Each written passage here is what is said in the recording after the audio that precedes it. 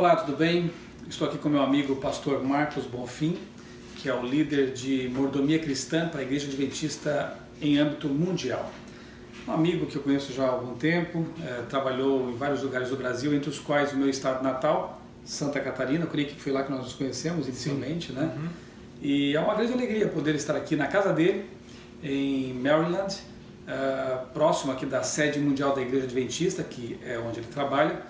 E hoje, nessa breve entrevista, falar um pouquinho sobre a experiência espiritual do pastor Marcos, uma pessoa que eu conheço e admiro, né? Eu quero dizer de público isso, pela comunhão que ele mantém com Deus, com Jesus, e como ele passa isso, né, nos seus escritos, nas suas falas, no seu trabalho. A marca, né, de Cristo, ela transparece naquilo que o pastor Marcos faz, tem feito e com certeza fará por Jesus.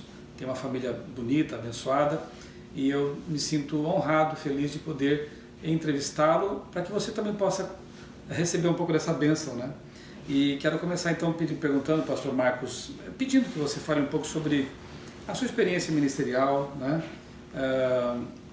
Quando surgiu esse chamado, né, para trabalhar para servir a Deus como um pastor, e quem sabe assim, em linhas gerais, por onde você já passou, para que as pessoas possam conhecer um pouquinho. Ah, legal. Eu sou um pastor meio estranho porque eu nunca quis ser pastor. Olha só. Nunca sonhei em ser pastor, nunca tive vontade de ser pastor. Embora seja filho de pastor. Embora seja filho de pastor. E comecei a fazer teologia, fui até o fim do curso de teologia sem querer ser pastor. Mas eu fui muito doente no começo da minha vida. Nos primeiros 3 anos eu tive 3 cirurgias do intestino, quase morri. E meus pais me dedicaram para Deus. Então eu cresci ouvindo meu pai e minha mãe falar assim: você foi prometido para Deus, você vai trabalhar para Deus, nós dedicamos você para servir a Deus. Então eu me senti em dívida para com Deus, porque eu me lembro, apesar de que eu era muito novo, mesmo assim eu me lembro de partes do sofrimento, e isso me deixou sequelas no início da minha vida. Eu sofri bastante, minha mãe e meu pai me ajudaram bastante. E sempre dizendo: Deus salvou você da morte, era para você ter morrido. E realmente minha história até apareceu numa edição da Carta Missionária, que se chamava naquela época Informativo Mundial das Missões. Da Escola Sabatina. Um dos sábados foi a história da minha cura. Foi um milagre realmente de Deus. Eu tenho minha barriga toda retalhada aqui de cirurgias. Mas eu cresci depois, me afastei de Deus completamente, me uni a más companhias e segui por caminhos bem distantes de Deus. Eu tinha até vergonha de confessar que pertencia à Igreja Adventista, porque eu sabia que eu daria um mau testemunho muito grande.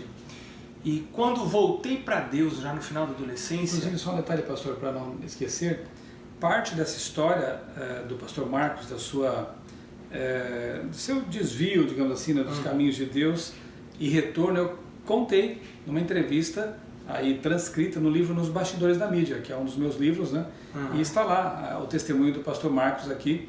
Deixo para você então essa curiosidade. E eu fiquei contente de ganhar o presente da nova edição do livro agora, isso, né? atualizado. Ganhei hoje ou ontem. Muito obrigado, Michelson. E então eu pensei: eu estou tão longe de Deus e eu quero conhecer mais a Deus. Passei a sentar na frente lá na igreja. Eu antes sentava no fundo, porque meu pai me obrigava a ir à igreja. Passei a sentar lá na frente, eu queria beber tudo. Eu disse: não, eu vou precisar estudar teologia para aprender mais de Deus. Então eu não fui fazer teologia para ser pastor, eu fui para conhecer mais de Deus. E aí logo eu descobri que teologia não ajuda você a conhecer a Deus.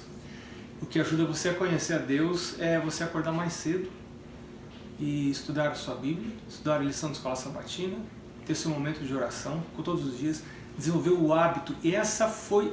Eu entendi que essa era a luta da minha vida.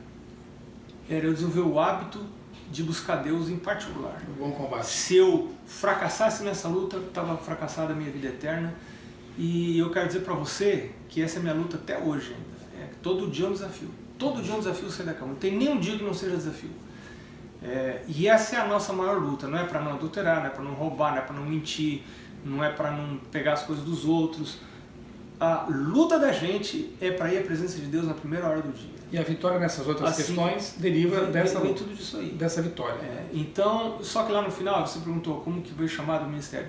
Só um detalhe, pastor. Então quer dizer que, se eu entendi bem, teologia nos ajuda a entender coisas sobre Deus, sobre a Bíblia. Claro. Mas para conhecer Deus eu preciso ter uma relação pessoal. Você pode fazer isso da teologia, mas se você acha, eu estou fazendo teologia, então eu não preciso acordar cedo para ler minha Bíblia, não por causa do curso, porque eu preciso conhecer a Deus. Nada substitui. Eu preciso estudar a lição da escola sabatina, não por causa do curso. O curso de teologia nem me exige estudar a lição. Mas isso é uma questão que eu devo fazer porque eu quero me aproximar de Deus. Tenho que ter meu momento de oração.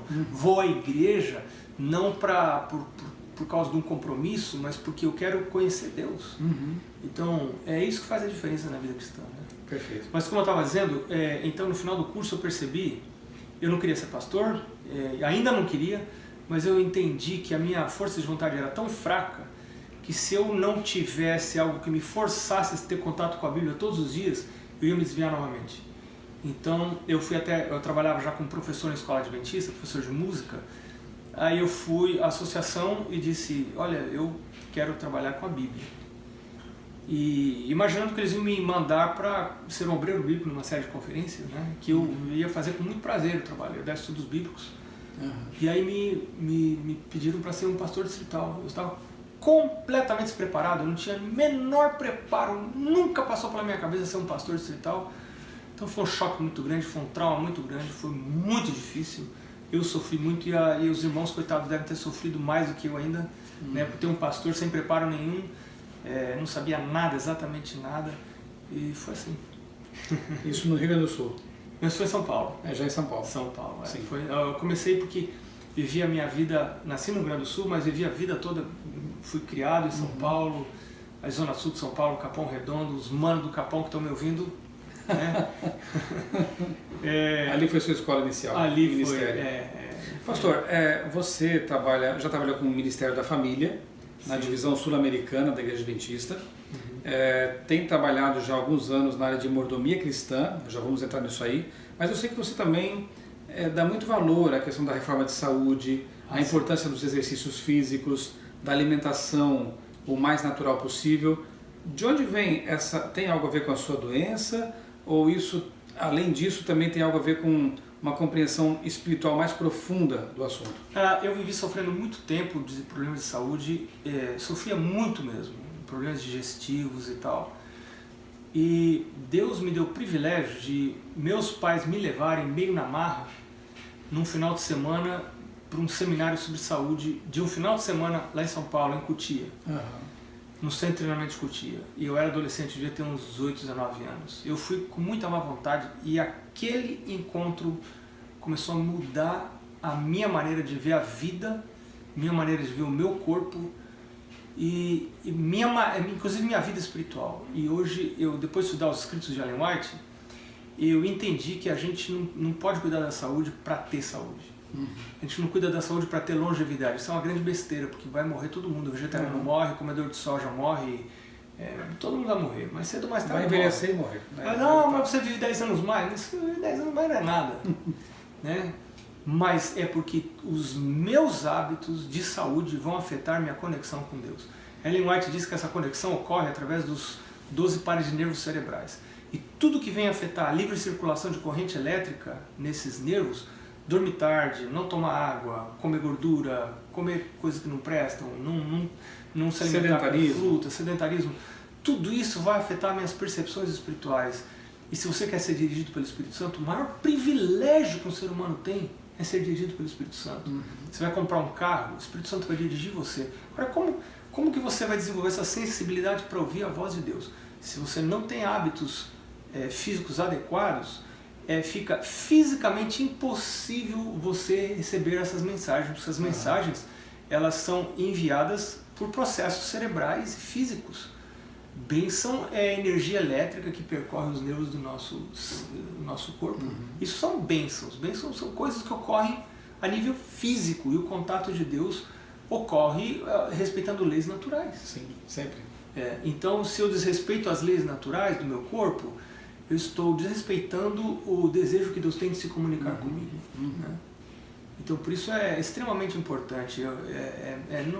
Para mim, não tem a ver com... Não penso em viver mais, não penso em ter mais saúde. Eu penso que se não estou cuidando disso, eu vou perder essa conexão com Deus, que é a coisa mais preciosa que tem pra gente. Né? E você tem desfrutado já há anos dessa experiência, né, de cuidar saúde física, mental e espiritual? Eu cuido menos do que eu devia. Eu penso que não tem ninguém nessa terra que faz perfeitamente. É um dos meus pontos que eu gosto de confessar cada manhã a Deus e dizer, meu Deus, me ajuda a crescer. Eu quero crescer, eu quero ter mais cuidado do que eu tenho. E Deus tem me ajudado a dar uns passos. Eu tenho procurado não dar passo para trás, né? Porque você pode dar passos mais para trás. Sim. Eu tenho pedido a Deus que me ajude a dar passos melhorando meus hábitos. Né?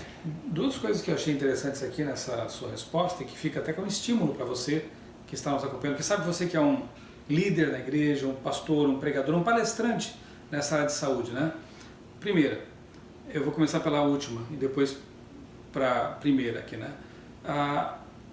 Fazer isso sempre com Deus, pedir que Deus o capacite, né? Para que seja uma mudança tranquila e para que você também pregue sobre isso e fale sobre isso de forma tranquila, sem fanatismo, sem exageros e extremismos. Tem um amigo meu que diz, só cortando um pouquinho, Michel, ele diz assim, tenha mais pressa em viver do que em falar. Perfeito. Verdade. Né? E a primeira questão é, veja, ele era um adolescente quando ouviu ali palestras, né, sobre saúde, então não desanime se você ensina, se você fala sobre isso, vai sempre haver alguém ali na sua audiência, no seu, né, no auditório, as pessoas com quem você trabalha, que vai acolher essa mensagem e ela vai frutificar. Não só na área de saúde, né, mas eu penso assim que todos nós que pregamos, ensinamos, gravamos vídeos, enfim, né, isso vai alcançar um solo bom e naquele solo a semente vai germinar. Eu tenho pedido a Deus, Michel, que mude o meu paladar, porque eu tenho um paladar muito pervertido. Né? Eu gosto de tudo que não presta, isso que é gostoso para mim. Então, quem nunca, né? Pois é. Então, eu tenho pedido a Deus, Deus, muda o meu... Quando a Bíblia fala Deus mudar o coração, é isso. A mente. A mente, meus inclinações, os meus gostos, os meus prazeres, Deus quer mudar. Não adianta eu comer arroz integral achando a coisa mais horrível desse mundo. Então eu tenho que pedir a Deus que me ajude a ter prazer naquilo que é certo e bom. E o Espírito Santo faz esse trabalho quando a gente pede. Deus opera lá dentro da mente da gente e faz essa transformação. Né?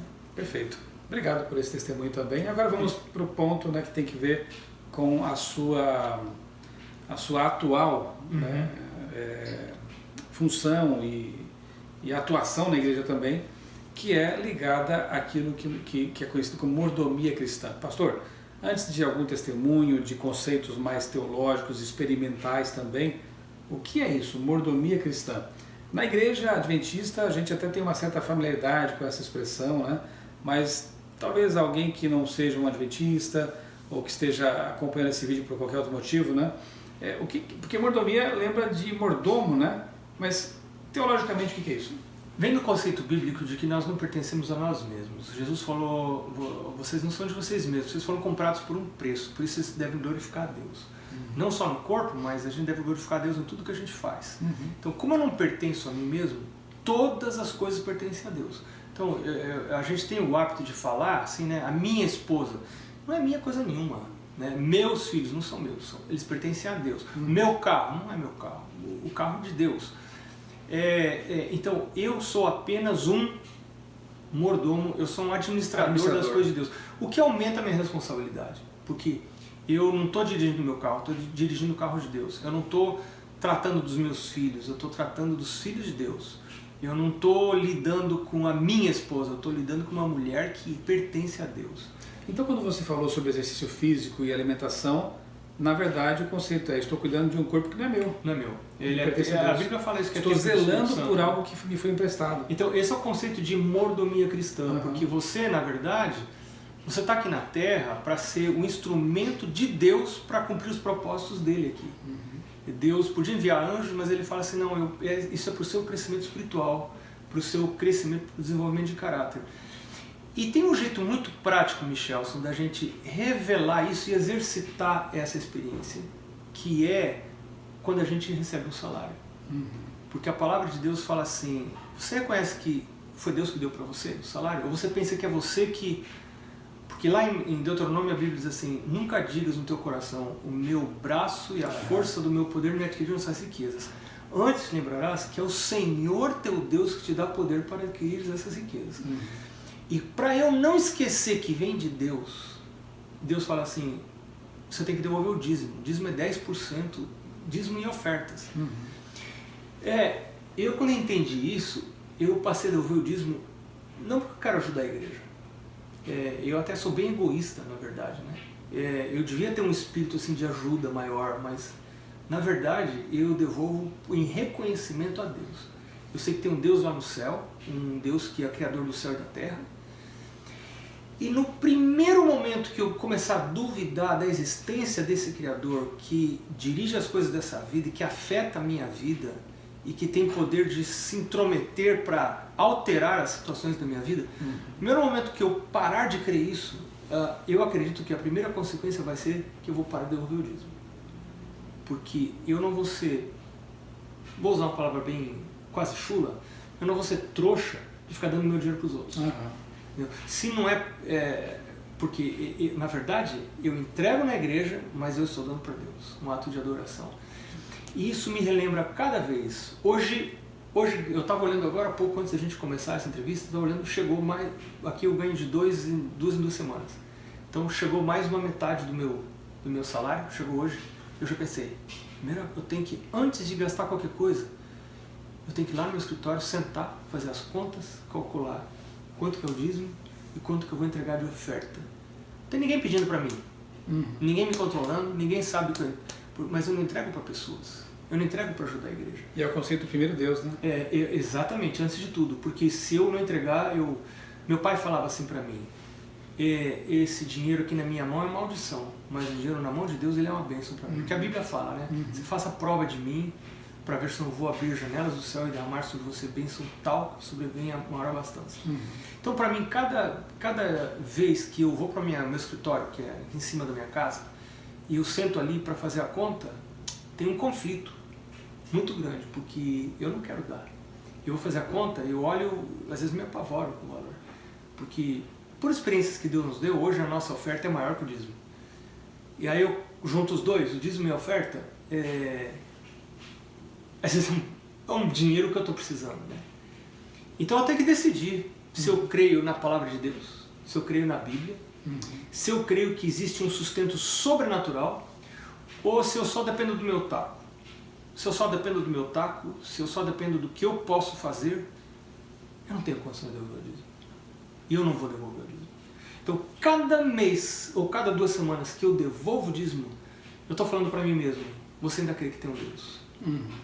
Você ainda crê que existe um Deus na Terra. Que o sustenta, o guarda. E tem uma pesquisa muito interessante que eu queria citar agora, que foi feita por um camarada, ela está disponível no Amazon. Você pode comprar esse livro, que é um estudo sobre os padrões de dízimo dos Adventistas do Sétimo Dia. Foi feito um estudo em 5 associações ao redor do mundo.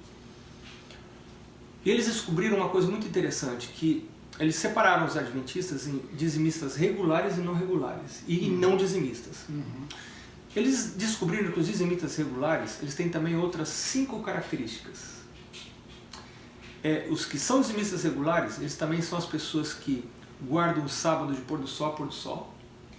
Eles também são as pessoas que estudam a lição da escola sabatina. Eles são as pessoas que frequentam a escola sabatina. Eles são as pessoas que têm um momento regular de oração todos os dias. E eles são as pessoas que leem a Bíblia e meditam na Bíblia todos os dias, reavivados por sua palavra, por exemplo. E em 6º lugar, então, voltando o ciclo, essas pessoas dizimam. E esse autor, que é Rob MacGyver, é o nome dele, que escreveu isso, é muito interessante, porque ele é estatístico, ele é um erudito. Ele é o seguinte, o ato de dizimar deve ser incluído, junto com essas outras 5 atitudes, como parte das ações de piedade dos adventistas do sétimo dia, ou seja, das coisas que você faz para se aproximar de Deus. Então, na visão dele, coletando esses dados, ele não acha que as pessoas devolvem o dízimo porque querem ajudar, ou querem ajudar na pregação do Evangelho. Talvez essa seja uma motivação secundária, mas isso acontece como fruto da relação que elas têm com Deus e da crença que elas têm em Deus. Eu achei muito interessante isso tudo porque eu vejo isso na minha reação com essa questão do dízimo, né? Muito bom. Eu gosto de pensar assim, pastor, que o sábado, por exemplo, né, o mandamento do sábado, embora não seja mais importante do que qualquer outro mandamento dos 10 mandamentos, do decálogo, ele é um mandamento de fé, né? Porque aquela coisa, né? Se você matar, você pode ser preso. Se você roubar, idem, né? Se você adulterar, vai ter dor de cabeça. Agora, quem vai te cobrar, ou que consequência haverá se você deixar de guardar o sábado? E Michelson... E o dízimo não é algo parecido, né? É isso que eu ia dizer. E os dois são santos na Bíblia, né? Se eu não devolver o dízimo, né? Que cobrança haverá, né? Externa em relação a isso, né? Eu devolvo por quê? Porque está na palavra de Deus.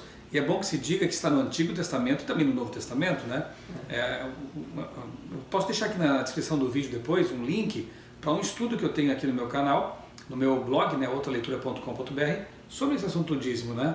Que o Antigo Testamento apresenta isso claramente e o Novo, Jesus mesmo endossa, né? Ao dizer aos fariseus que vocês deviam fazer estas coisas, ele menciona ali a piedade, o amor, a justiça, sem omitir aquelas. Aquelas são o dízimo, né? Então Jesus ele afirma, ele endossa esse conceito que obviamente foi ele mesmo quem estabeleceu ao longo das Escrituras. Então, sábado e dízimo, eles revelam o quanto nós confiamos na palavra de Deus e quanto nós cremos realmente que isso é palavra de Deus. Porque para muita gente guardar o sábado também mexe no seu sustento. Você tem que parar de trabalhar, Sim, você tem que ambos mexem no bolso. parar de ganhar, né? Crer que nos a Deus. outros dias Deus vai me sustentar mais, Exatamente. até me abençoar, digamos assim, né? Ainda que eu abra mão de um dia, eu submeta a Deus de forma voluntária. E de forma semelhante é aquilo, né? De que nós, com os 90% que fica conosco, Deus fará mais milagres se nós abrirmos mão desse 10% que Ele pede para sustento do seu ministério. É verdade, é verdade. Tem um outro fator que eu acho interessante no meu caso, é que a hora que eu sento na minha mesinha ali para calcular o valor do meu dízimo, ninguém sabe quanto eu ganho. Uhum. Eu poderia inventar um dízimo fictício para satisfazer a minha igreja, que já pensou, eu sou um pastor, o pessoal sabe, eu vou lá, a igreja, o tesoureiro, mas se pastor não devolve o dízimo, então eu devolvo um dízimo fictício para satisfazer a plateia, mas eu sei que eu não estou devolvendo o dízimo. Uhum. Então eu tenho que quando eu sento lá, eu sei que tem alguém que vê todas as coisas. Como diz o livro do Apocalipse, um Deus que conhece o pensamento, ele perscruta o meu pensamento, minhas ideias, as intenções do coração. Ele sabe de todas as coisas. Ama quem dá com alegria. E ele sabe quanto eu ganho. Esse é um outro assunto interessante, porque eu às vezes não tenho alegria para dar, não. Mas eu sei que é amado. Eu não tenho alegria para dar, mas aí eu sei que se eu der desse jeito, Deus não vai aceitar. Sim. Então o que eu preciso fazer é a mesma coisa que eu faço com a comida. Que eu tenho que comer comida saudável, que às vezes eu não gosto. Meu Deus, eu não estou dando com alegria. O Senhor me dá alegria para eu dar, porque isso vem do Espírito Santo, não é obra da carne. Sabe que até esse gosto Deus muda, né? Eu me lembro, eu contei já em palestras, e tem aqui no meu canal palestras sobre isso, né? Que eu era um leitor, pastor, de histórias em quadrinhos, de livros de ficção científica. E quando me converti, não foi fácil de gostar de ler a Bíblia. Era intragável, especialmente quando chegava naquelas genealogias e tudo mais. Mas eu entendi que ela é a carta de amor de Deus e eu pedi, Senhor, muda o meu paladar de leitura, meus gostos, preferências de leitura. E hoje eu não passo um dia sem ler a Bíblia, né? É o meu alimento diário, é o pão de cada dia. Deus pode te dar alegria de devolver o dízimo, Deus pode te dar alegria de guardar o sábado, Deus pode mudar o seu paladar, você vai passar a gostar de coisas que antes eram não causavam apetência, né? Não davam prazer gustativo. Ele é o Deus que muda nossas preferências e gostos, né? É verdade. Essa é a obra transformadora do Espírito Santo. Lá em Ezequiel 36, 26, Deus diz: dar-vos-ei um coração novo, porém entre vós espírito novo. Tirarei de vós o coração de pedra e vos darei o coração de carne. Farei com que andeis nos meus estatutos e os observeis. Amém. Então você vê que não é uma obra da carne, não, é obra do Espírito. Quando você se dispõe, você aceita a palavra de Deus como sendo de Deus mesmo, a Bíblia como sendo a palavra de Deus, melhor dizendo. E você reconhece que você não tem habilidade, condição de obedecer. Você pode fingir que obedece, mas lá no fundo você sabe que você não está gostando, então para Deus não vale nada. Mas quando você chega para Deus e confessa isso e diz: olha, meu Deus, eu não tenho prazer na tua vontade, cria em mim um coração novo, como Davi falou, né? Davi falou: oh, meu Deus, cria em mim um coração novo, renova em mim o espírito reto. Por isso Davi foi considerado homem segundo o coração de Deus. Porque ele reconhecia que não tinha muito prazer nas coisas de Deus, mas sabia que era o correto. Então ele pedia a Deus um coração novo. Quando a gente pede essa oração que Deus nunca nega, né? Deus sempre... Perfeito. Pastor Marcos, você, como já dissemos no início, é um líder mundial de mordomia e certamente conhece muitos países, já esteve em muitas partes do mundo, né? Você teria, que sabe, uma ou duas pequenas experiências para compartilhar conosco? Pode ser alguma coisa da sua experiência pessoal, mesmo de algum irmão adventista de outro país, que tem que ver com a questão da mordomia e que possa incentivar também nossos vídeo espectadores? Bom, desde muito cedo quando eu era pequeno, estava na igreja do NASP, Campus 1, São Paulo, eu era menino, devia ter talvez uns 11 anos, 12 anos. Teve um pastor muito esperto que explicou esses conceitos para nós todos e incluiu a molecada toda lá e eu inclusive, né? E ali o pastor fez um apelo para que nós nos tornássemos não apenas dizimistas, mas pactuantes. Porque o livro de Malaquias, capítulo 3, verso 8 a 10, diz assim, quando o povo pergunta para Deus o que nós te roubamos, Deus fala assim, nos dízimos e nas ofertas. Então o pastor explicou que quando você devolve o dízimo, isso é só metade do caminho. Deus espera dízimos e ofertas. Eu posso ser fiel a Deus no dízimo, mas está sendo infiel nas ofertas. E ele explicou que o jeito mais sábio de você devolver oferta é percentualmente, né? Proporcionalmente. Então, ele desafiou a gente a escolher uma porcentagem para devolver das ofertas. Esse seria o que é chamado de pacto? É o que a gente chama, porque você precisa fazer você precisa propor, por isso chama de pacto, né? No dízimo, Deus ele propõe, você não propõe nada. Deus fala aí 10%. Tecnicamente, o correto é devolver o dízimo e dar a oferta. E dar a oferta, mas esse pacto é porque você tem que dizer que porcentagem da sua renda que você vai dar dali para frente, né? E quando o pastor fez esse apelo, eu assim falei, caramba, eu não queria dar, entendeu? Mas eu estava convencido que era verdade, mas eu não queria dar. Então eu pensei, qual é a porcentagem mais baixa que existe para eu dar, eu não doer tanto e eu ainda estar dentro do plano? Então eu planejei dar 1%, né? E eu ia escrever no papel 1%, o pastor falou assim, lembra que isso aí representa a gratidão que você tem a Deus. Aí eu me lembrei da minha cura, como eu fui salvo da morte. Tantas bênçãos. Aí eu pensei, deixa eu aumentar aqui essa porcentagem. Aí eu aumentei significativamente, foi para 1,5%.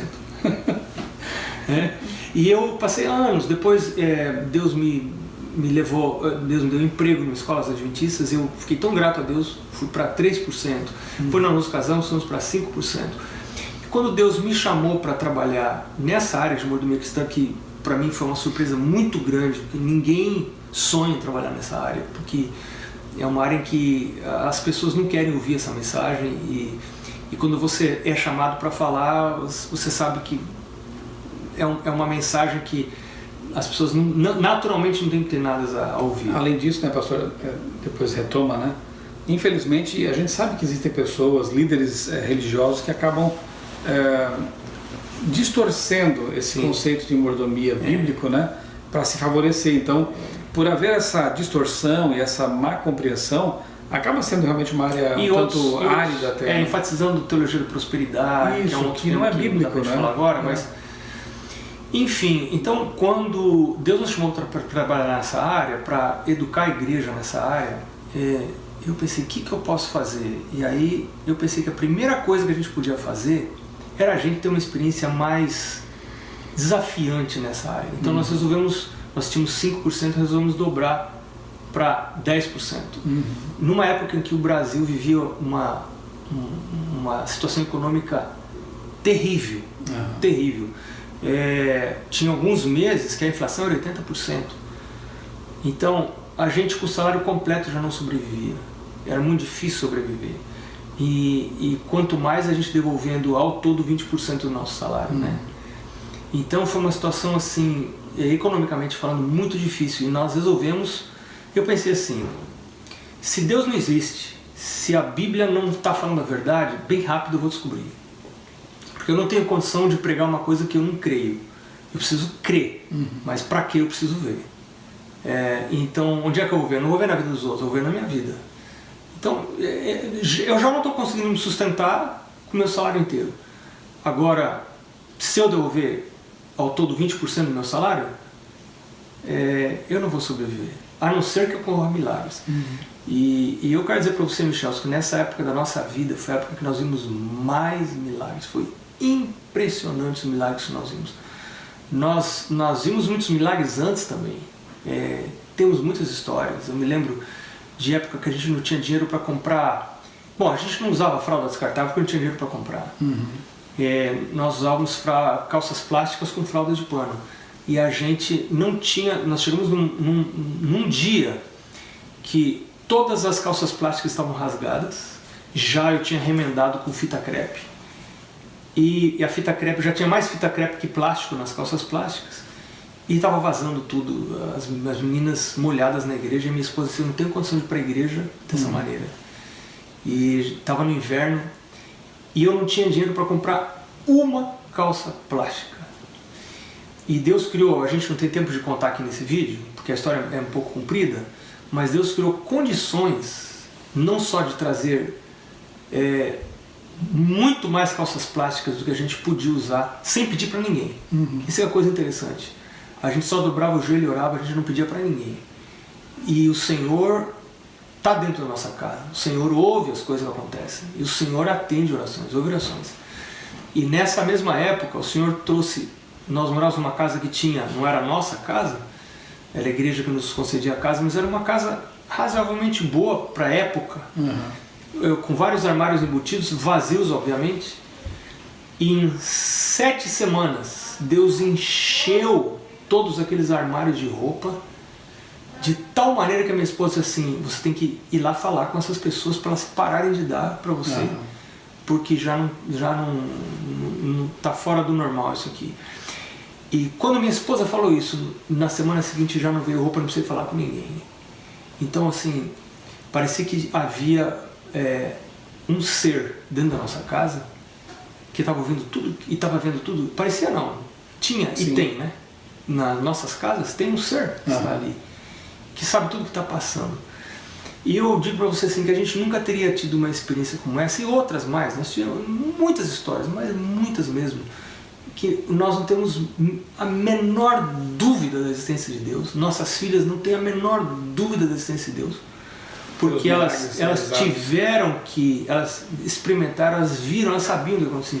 Por exemplo, por essa situação, minhas filhas nunca foram regulares no colégio. Eu nunca tive condição nem de pagar a minha parte como pastor nos internatos adventistas. Elas sempre trabalharam, lavaram banheiro, trabalharam em cozinha, lavaram varrendo o chão. Isso foi um grande benefício para a vida delas, porque elas aprenderam a apreciar, valorizar o trabalho. Sim. E até algumas pessoas faziam: mas você não é filha de pastor? Como é que você está trabalhando aí? Pois é, estou trabalhando aqui. Né? Isso foi uma grande bênção para elas até hoje. Então, foram muitas bênçãos da gente ter feito esse pacto com Deus, e que nós temos seguido até hoje. Deus já nos levou a modificar essa porcentagem algumas vezes.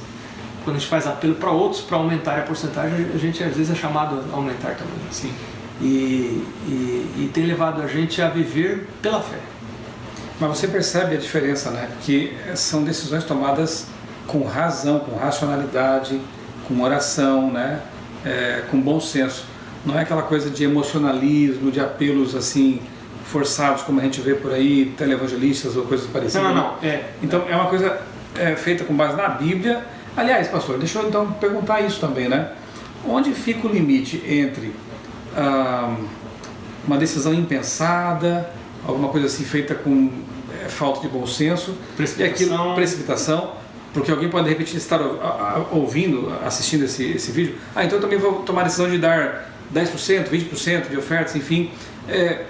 Qual seria, na sua visão, e o seu conselho vem junto, né, o limite realmente entre uma decisão racional, oriunda de uma comunhão com Deus, e daquela que realmente muitas vezes as pessoas tomam por aí afora e acabam se arrependendo depois, né? O que eu tenho falado para as pessoas é que a palavra de Deus nos convida a tomar decisões.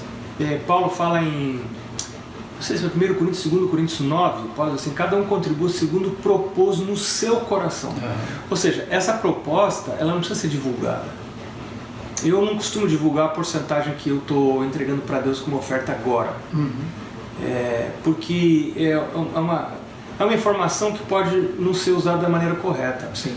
pode gerar competição. Você é mais santo que eu sou mais santo que você porque você dá mais. Isso não é esse o propósito. Então a palavra de Deus diz: cada um contribua segundo o que houver proposto no seu coração. Então você não entrega porque tem alguém pedindo para você, porque tem alguém exigindo de você, porque a igreja está fazendo apelos para você, porque tem projetos interessantes. Você entrega de maneira regular e sistemática, ou seja, cada vez que Deus abençoa você, Deus deu renda para você, essa é a motivação para você entregar. Não é porque a igreja está pedindo, não é que o pastor está pedindo: pastor, vende sua casa, vende a sua sogra, vende sua... Né? Não é assim.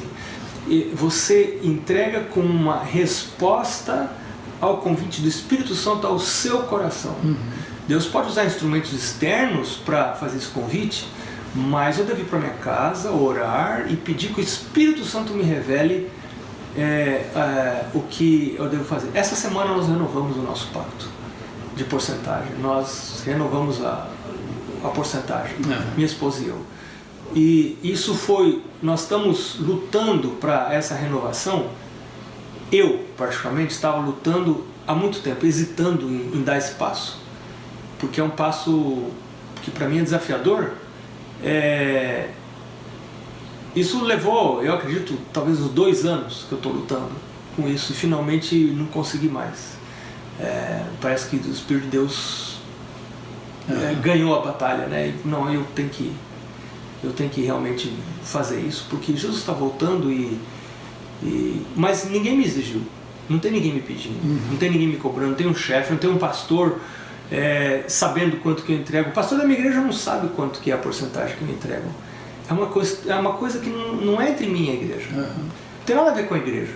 Não tem nada, talvez seja um exagero, mas tem a ver com a igreja, porque é na igreja que a gente entrega. Sim, claro. Né? Que é a casa do tesouro, que diz a palavra de Deus. Mas eu não entrego para a igreja. É uma coisa com Deus. E é uma experiência muito profunda e que afeta muito a nossa relação com Deus. Uma coisa impressionante.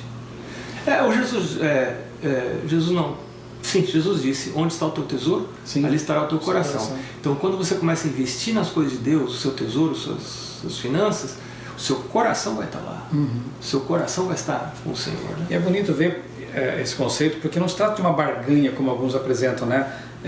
Devolva, dê essa oferta, doe, porque Deus vai te abençoar. Claro que o texto de Malaquias, ele fala de janelas do céu sendo abertas e bênçãos derramadas.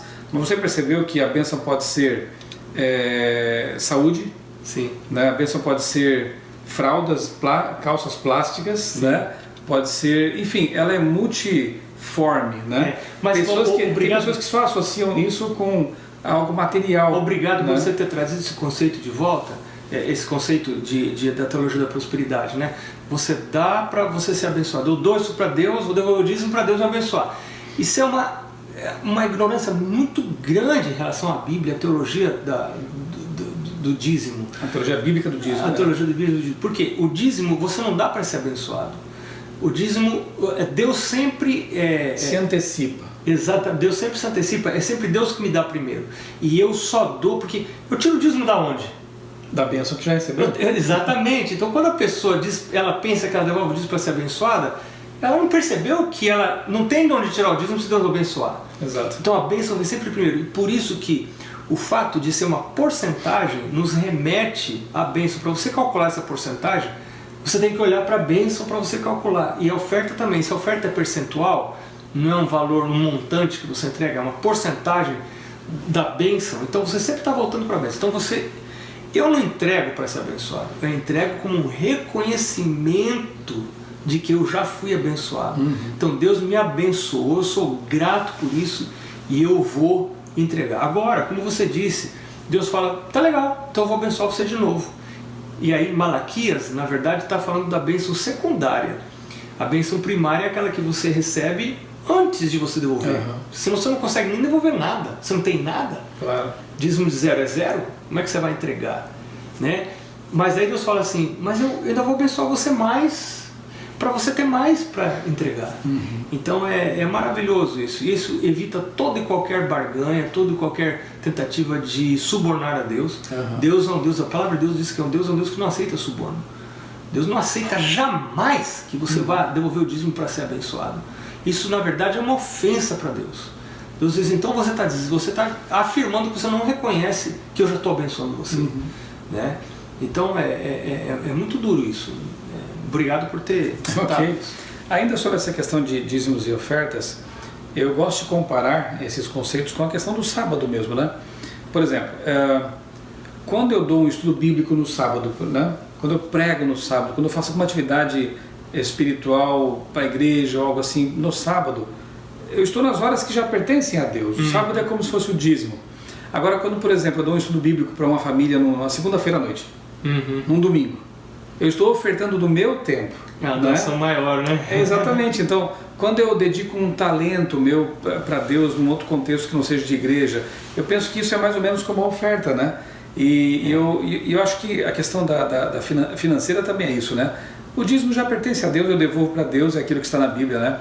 Agora a oferta, eu estou dando aquilo que teoricamente é a minha parte, porque nem essa é, né? Porque na verdade sim, de Deus vem tudo, né? Tudo pertence a Deus. Exatamente. Os tesouros do universo são de Deus, na verdade nada é meu. Mas tecnicamente, digamos, é assim, eu estou dando daquilo que me coube. Isso é oferta, né? Na verdade, a oferta regular, aquela que é descrita ali em Malaquias, ela é parte do que Deus espera que eu entregue, né? Mas eu, de fato, eu tenho a liberdade de definir a porcentagem que eu vou entregar. Deus não estabelece nenhuma porcentagem. Não são 10% daquilo que já é definido pelo dízimo, né? Então eu tenho essa liberdade de estabelecer uma porcentagem, e eu tenho feito isso e tenho visto algumas pessoas que fazem isso, eu aprendi com outras pessoas. Eu estabeleço uma porcentagem por um ano. Então essa porcentagem que nós estabelecemos agora, essa semana, ela vai ficar por um ano, né? Fizemos isso na virada do ano, vai ficar por esse ano, porque se eu não estabeleço essa porcentagem por um ano, o meu coração é muito volúvel e eu fico para lá e para cá, e eu, quando a coisa aperta, eu dou para trás e tal, né? Então, não, está estabelecido por um ano e agora Deus proverá. Eu acho tão bonito como Deus estabeleceu maneiras de nos manter no caminho da salvação. Não somos salvos por essas coisas, de forma alguma, né?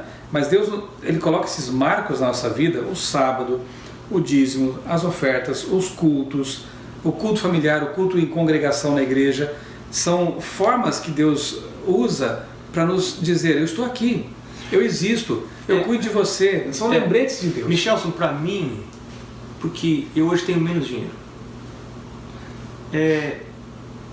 tem muita coisa que eu preciso. E como eu não tenho dinheiro, eu tenho que orar.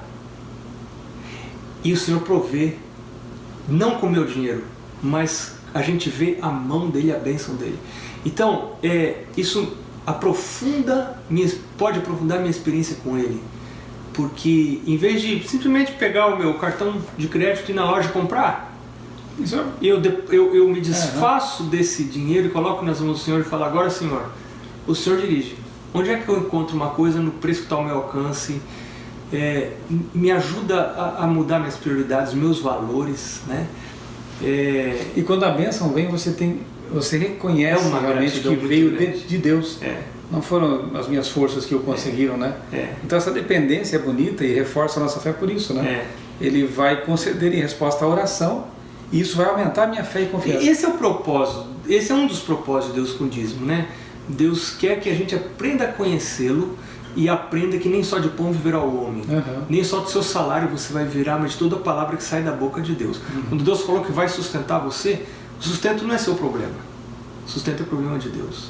Davi falou, nunca vi o justo mendigando, nem a sua descendência passar fome, nem a sua descendência mendigar o pão. E é isso aí mesmo, o justo pode ficar desempregado.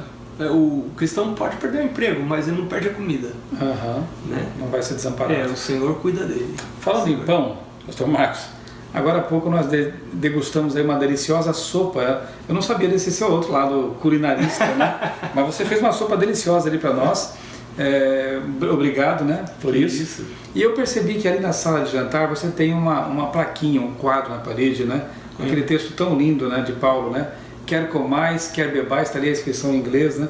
Ou façais qualquer outra coisa, fazei para a glória de Deus. Por que você colocou bem ali essa plaquinha. O que esse verso significa para você e sua família? É porque eu preciso me lembrar daquilo ali. Porque muitas vezes eu como para minha glória, não como para a glória de Deus, não. E quando eu como para a minha glória, eu estou estragando a minha vida, estou estragando a minha saúde, e eu estou indo atrás dos meus impulsos, do meu paladar, e não estou glorificando a Deus. Então Paulo diz assim: você foi comprado por preço. Você deve glorificar a Deus no seu corpo, também no seu corpo, não só quando você está na igreja, não só quando você está pregando, mas no seu corpo você tem que glorificar a Deus. Então aquilo ali está como um lembretezinho, porque eu preciso, não é brincadeira não. E serviu para nós também, porque eu estava ali degustando a sua sopa e olhando para o texto, né? Que conceito maravilhoso, né? E não é só comer, é tudo, né? É tudo. Ou façais qualquer outra coisa, faça isso para a glória de Deus. Então que a sua vida realmente glorifique a Deus, né? Você possa glorificar a Deus com os 4 T's, né? Isso. Templo, corpo, talentos, seus dons, aquilo que você tem de aptidão, faça para Deus. Os seus tesouros, né? Seus bens, que eles glorifiquem a Deus. E o templo, talentos, tesouro e tempo. E tempo. Né? E que o nosso mais, tempo, né? A nossa influência. Esses 4 T's eles resumem um conceito mais amplo, mas tudo em nossa vida possa realmente ser dedicado para Deus. Ellen White fala? Ellen White fala vários outros aspectos em adição a esses 4 T's, por uma maneira didática, como se fosse ensinado dessa maneira. Mas ela fala, por exemplo, no talento da influência. Você está na escola, você tem influência sobre os seus colegas, seus amigos. Isso é um dom que pode ser usado por Deus para levar pessoas a conhecer a Deus e ter a vida eterna. Pela maneira como você se relaciona com as pessoas, a influência que você exerce. Então é maravilhoso a gente entender isso. Resumindo, Deus não pede 10% do seu dízimo, dos seus recursos, salário. Deus não pede um percentual das suas ofertas, Ele pede muito mais que isso. Ele pede o seu coração, Ele pede a sua vida, Ele pede tudo o que você é e o que você tem, para que você possa empregar então na causa de Deus. E não tem banco mais maravilhoso que o banco do céu. Né? Investindo lá, nós estamos realmente investindo para a vida eterna. Eu espero que essa nossa conversa aqui tenha sido instrutiva para você, e não só isso, que ela ajude você a tomar decisões também nessa área tão importante que é a chamada área da mordomia cristã. E que com oração, bom senso, né, e racionalidade, você possa tomar decisões importantes nessa e em outras áreas, e que seja ricamente abençoado por essas decisões. Pastor, Deus abençoe. Umas últimas palavras aí, né, para quem está nos acompanhando. Eu desejo desafiar você a fazer uma experiência com Deus. E a primeira coisa, se você quer fazer um pacto com Deus, a primeira coisa é você pedir a Deus um milagre de acordar mais cedo. Não tem coisa mais importante que isso na vida cristã. Não é devolver dízimo, oferta, nada disso. A coisa mais importante é você acordar mais cedo. Essa é a maior luta da nossa vida. Depois que você começar a aceitar a Bíblia como sendo a palavra de Deus para a sua vida, aí você diz: meu Deus, aqui está o que eu quero fazer. Não é o meu gosto, não é não são as minhas escolhas, mas é a tua palavra. E aí você vai seguir a palavra de Deus, e aí Deus vai instruir você, e você vai ser ensinado por Deus. Né? E aí tem as consequências que você conhece, que estão na Bíblia, para aqueles que querem fazer a vontade de Deus. Como a gente falou antes, só resumindo, você vai conhecer a vontade de Deus, mas não vai ser a sua vontade. Então, às vezes, sua vontade está em conflito com a vontade de Deus. Peça a Deus para harmonizar as duas coisas. Meu Deus, cria em mim um coração puro, renova em mim um espírito reto. Eu quero que a minha vontade seja a tua vontade, que naturalmente não é. E o milagre vai acontecer. Com certeza. É isso aí. Pastor, muito obrigado. As ordens. Um grande abraço para você, que Deus o abençoe ricamente.